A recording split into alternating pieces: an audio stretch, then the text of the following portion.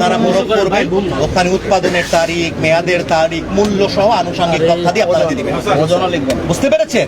এই তথ্যাদি আপনার অবশ্যই থাকতে হবে, না হলে এভাবে বিক্রি করতে পারবেন না। প্রথম কথা হচ্ছে এইটা। দ্বিতীয় কথা হচ্ছে রিসিট চাইলে একটাও দিতে পারবেন না, এটা আমরা খুব ভালো করেই জানি। ঠিক আছে? আমরা প্রথমবার এসেছি, সতর্কতামূলক অর্থদণ্ড করে যাচ্ছি। আমরা পরের বার যখন আসবো আমরা কিন্তু ভাই কঠোর আইনি পদক্ষেপ নেব। কথাটা কি বুঝতে পেরেছেন?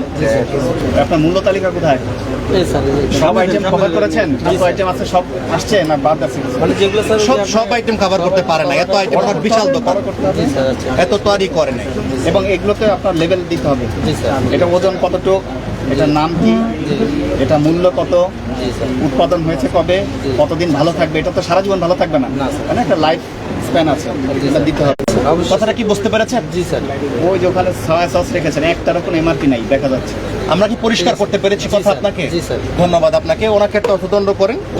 এখানে অভিযান পরিচালনা করছে মোবাইল কোর্ট। আমরা এই মুহূর্তে রয়েছি কৃষি মার্কেটে। আমরা দেখেছি যে র্যাব 2 এবং জাতীয় ভোক্তা অধিকার সংরক্ষণের পক্ষ থেকে তাদের যৌথভাবে তাদের এই অভিযান পরিচালনা তারা করছেন, এবং আমরা দেখছি যে বেশ কয়েকটি দোকানে কিন্তু তারা অর্থদণ্ড দিয়েছেন। আমরা দেখছি যে বিভিন্ন দোকানে গিয়ে ম্যাজিস্ট্রেট নিজেই সেগুলো স্ক্যান করে দেখছে সেগুলো আসলে কোনো দ্রুত আছে কিনা, কোনো মেয়াদ আছে কিনা সে বিষয়টি কিন্তু তারা দেখছেন।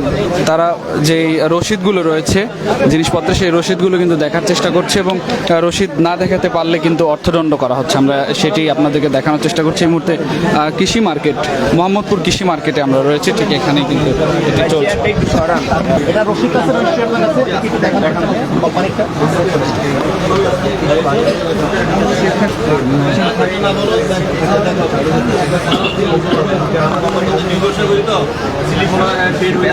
আপনার স্লিপ রাখবেন আপনারা।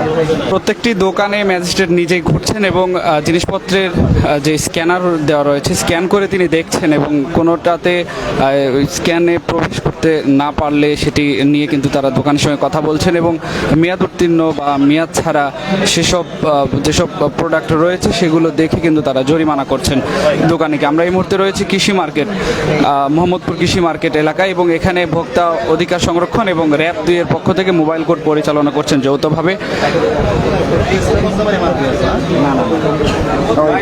এটাতে আছে, ওইটাতে নাই, এটাতে আছে। ঠিক আছে, আপনারটা ঠিক আছে, এটা ঠিক আছে।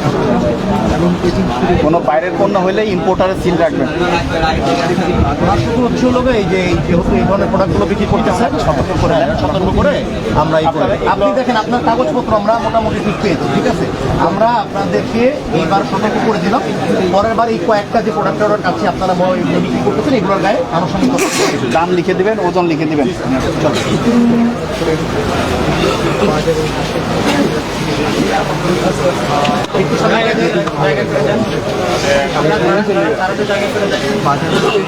যান না, সামনে যান।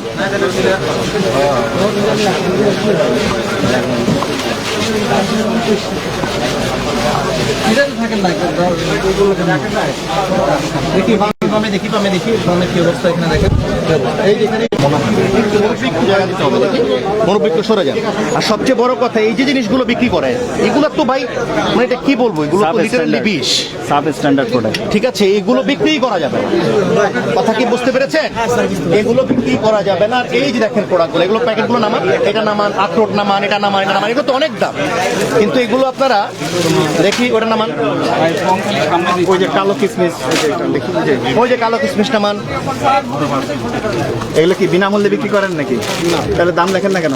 ডিপ্লোমার ওই একটা প্যাকেট ভাই, ওই যে ওখানে একটু রাখা, আপনি দেখান তো, আপনি একটু দেখেন তো আপনাকে ওই ডিপ্লোমারটা প্যাকেট রাখুন। আচ্ছা, এটা এখানে রাখেন তো।